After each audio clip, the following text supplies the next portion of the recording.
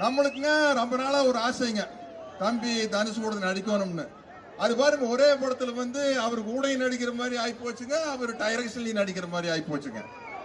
ஆனா சாதாரண டைரக்ஷன் இல்லைங்க, நானும் ராஜமௌழி முதல் கொண்டு நடிச்சு பார்த்துங்க. இவர்கிட்ட நடிக்கிறது ரொம்ப சிரமங்க.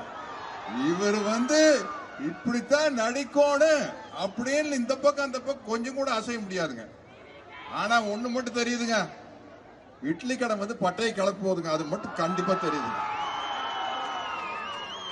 ஏன்னாங்க சமீப காலத்துல எத்தனை ட்ரெய்லர் பார்த்திருக்கிறோமுங்க, எல்லா டமால் டுமில் அப்படித்தான் எனக்கு இருக்குங்க.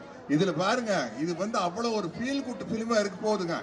நீங்க வந்து ஒரு படத்துல சிரிக்கோன்னு நினைச்ச ஒரு டைரக்டர் காட்சி வச்சாருன்னா எல்லாரும் சிரிக்கணுங்க, அழுகாட்சி வரணும்னு நினைச்சு காட்சி வச்சா எல்லாருக்கும் அழுகாட்சி வரணுங்க, எகிரி அடிக்கும் போது கை தட்டணும்னு நினைச்சா கை தட்டணுங்க. அதுக்கு பேர் தானுங்க சினிமா, அதுதானுங்க இட்லி கடை.